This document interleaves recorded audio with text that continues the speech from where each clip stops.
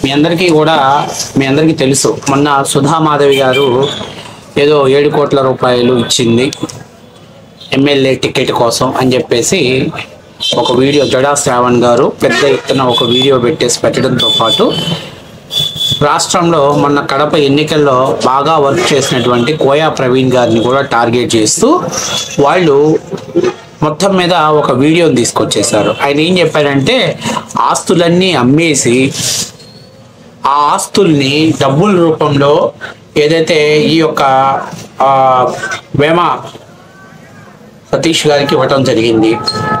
అంతేకాకుండా ఆయన వ్యక్తిగత జీవితాల గురించి మాట్లాడారు. ఆయన ఒక తానా అధ్యక్షుడు, అమెరికా లాంటి కల్చర్లో ఉండొచ్చాడు.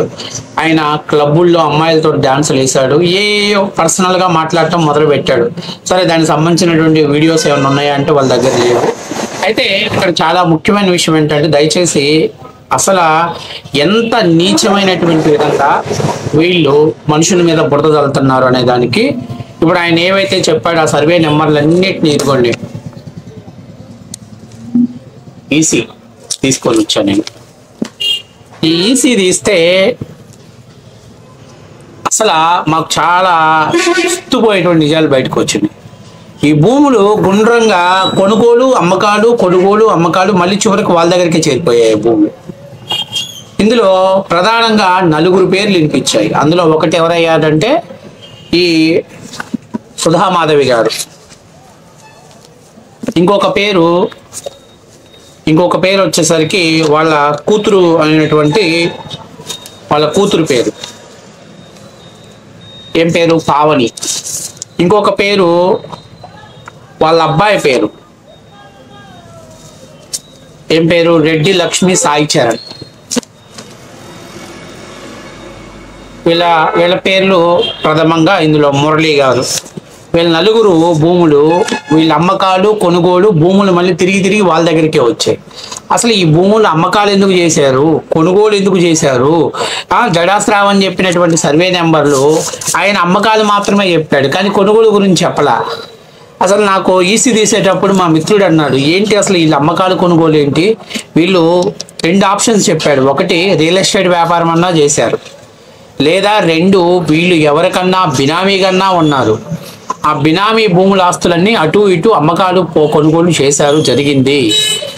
లింక్ డాక్యుమెంట్స్ పుట్టించడం కోసం కొన్ని ల్యాండ్స్ని తిరిగి మార్చి మళ్ళీ వాళ్ళ మీద భూములకు మార్చారు.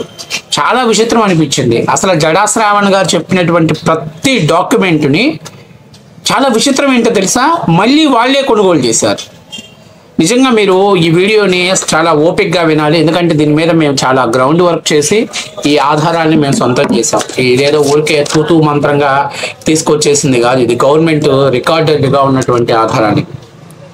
సో ఊరికే మీరు కూటమి ప్రభుత్వం మీద ఏ విధంగా విషం చిమ్ముతున్నారు అనే దానికి ఈ రికార్డ్స్ అనేవి చాలా అంటే చాలా క్లియర్గా కనిపిస్తూ ఉంటుంది. ఆయన చెప్పిన ప్రతి సర్వే నెంబరు, అమ్మకం ఎక్కడ జరిగింది, మళ్ళీ దాన్ని ఎవడు కొనుగోలు చేశాడు అనేటువంటిది డేటాతో సహా మేము మీ దగ్గరకు తీసుకొచ్చి పెడుతున్నాం. సో దయచేసి ఈ వీడియోని స్కిప్ చేయకండి. ఈ వీడియో చూస్తే రాష్ట్ర ప్రభుత్వం మీద ఎంతమంది విషం చిమ్ముతున్నారు, ఎందుకంటే ఈ వీడియో చాలా లెందీగా ఉంటుందని చెప్పి మీరు దయచేసి స్కిప్ చేయకండి. ఎందుకంటే నేను ఇది చాలా కష్టపడి డేటా కలెక్ట్ చేశా. ఆయన ఏదో తూతూ మంత్రంగా టప్ చెప్పేశాడు. ఏం చెప్పాడంటే 416/2021 డాక్యుమెంట్ నెంబర్ చెప్పాడు. తర్వాత సర్వే నెంబర్ ఆఫ్ చిట్టివేలు అని చెప్పేశాడు. చాలా మంది ఏంటంటే, అబ్బా ఇంత పగడ్బందీగా చెప్పాడు కదా, జడా శ్రావణ్ కరెక్ట్గానే చెప్పుంటాడే అని చెప్పేసి మనం అనుకుంటాం. కానీ అసలు ఎంత దారుణంగా అంటే, ఈ సర్వే నెంబర్లు, ఆయన చెప్పిన సర్వే నెంబరు నేను నా దగ్గర ఉన్న ఈసీ రికార్డెడ్ మీ అందరి ముందు కూడా పెడతాను, మీరు అప్పుడు నిర్ణయం తీసుకోండి. సో కాబట్టి ఈ వీడియో చాలా లెందీగా ఉంటుంది. దయచేసి మీరందరూ కూడా ఈ వీడియోని స్కిప్ చేయకుండా పూర్తి స్థాయిలో చూస్తే ఇప్పుడు మీకు క్లియర్గా అర్థమైంది.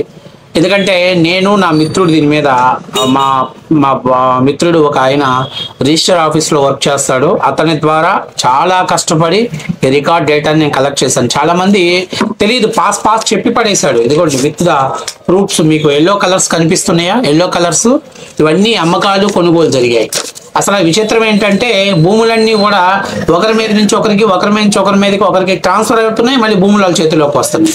ఎంత కష్టపడ్డామంటే చివరికి వాళ్ళ కొడుకుది, వాళ్ళ కూతురువి ఇద్దరివి కూడా, చివరికి వాళ్ళ కొడుకు కూతురువి కూడా సర్వే నెంబర్లు తీస్తే చాలా ఇస్తుపోయేటటువంటి నిజాలు వచ్చేసాయి. అన్ని వాళ్ళ చివరికి ల్యాండ్స్ అన్ని కూడా వాళ్ళ పేరు మీదే ఉన్నాయి. ఏంటి ఇది? ఏమన్నా ఎవరికన్నా వీళ్ళు బినామీలుగా ఉన్నారా? లేకపోతే ఏదైనా రియల్ ఎస్టేట్ వ్యాపారం చేశారా? ఇంత ప్రాపర్టీస్ని వీళ్ళు ఎలాగ ఏం చేశారు? మరి ఏమేంటి, నాకేది మొత్తం అమ్మేసి నేను చాలా సతీష్ డబ్బులు ఇచ్చేసానని, వేమన సతీష్ గారికి ఇచ్చేసానని చెప్తుంది. అసలు ముందు జడా శ్రావణ గారు చెప్పినటువంటి మొదటి వీడియో ఈరోజు, దాని మీద మనం ఫస్ట్ చూద్దాం. జడా శ్రావణ గారికి చెప్పినటువంటి మొదటి వీడియో ఏంటి అని అంటే, ఆ వీడియోని మనం క్లియర్గా చూస్తే ఆయన పెట్టిన ప్రతి దానికి మన దగ్గర నా మిత్రుడు సహాయంతో నేను ఈసీలు కూడా కలెక్ట్ చేశాను. ఆ ఈసీలు కూడా మీ ముందు పొందపరుస్తాను, ఒకసారి చూడండి. ఇంకా వాస్తవాలు బయట పెడితే మీ పట్టలు ఊడిపోతే అవన్నీ చాలా చూసాను కానీ నువ్వు పాయింట్ కదా. ఎందుకు అంత దూరం దేనికి? నిజంగా విచారణ చేయండి. స్పందన లేదు తెలుగుదేశం పార్టీలో కనీసం ఒక మహిళ. చూడండమ్మా, డాక్యుమెంట్, రిజిస్టర్డ్ డాక్యుమెంట్ ఇది. Document number 416 dated 2021 Rajampet. ఇది వీళ్ళు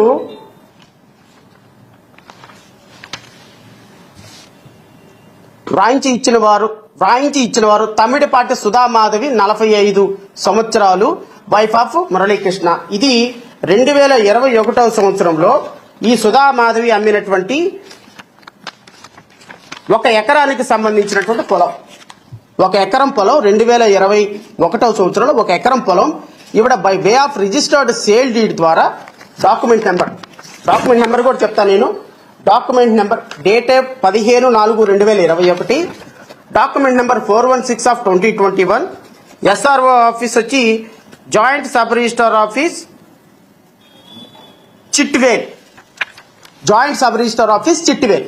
ఇప్పుడు ఆయన నెంబర్ 1 డాక్యుమెంట్ చెప్పాడు. ఏం చెప్పాడయ్యా? 416/2021 ఎస్ఆర్ ఆఫీస్ వచ్చి చిట్వేల్ అని చెప్పి రాశాడు. ఎస్, ఇది ఎప్పుడు ఏ తారీఖు జరిగింది? 15/4/2021 సంవత్సరం. అంటే 2021 అంటే 1920 జగన్మోహన్ రెడ్డి గారు ముఖ్యమంత్రిగా ఉన్నప్పుడు. అప్పుడేం వీళ్ళకి ఎమ్మెల్యేగా పోటీ చేయాల్సినటువంటి ఉద్దేశం లేదు. అసలు కంటెస్టెంట్ చేస్తే సీట్ ఇస్తారనే గ్యారంటీ లేదు. ఎందుకంటే అప్పుడే అక్కడ ఇద్దరు పైనే ఉన్నారు. దీని మార్కెట్ వాల్యూ ఎంత అయ్యానంటే, గవర్నమెంట్ మార్కెట్ వాల్యూ నేను చెప్తుంది, 1,70,000 రూపాయలు మార్కెట్ వాల్యూ ఉంది. ఇది ఇప్పుడు చెప్పినటువంటి ఈ ఎకరం ఎవరికి అమ్మారయ్యా వీళ్ళు అంటే, అమ్మినటువంటి వ్యక్తి మన సుధామాధవి గారు, సుధామాధవి గారు.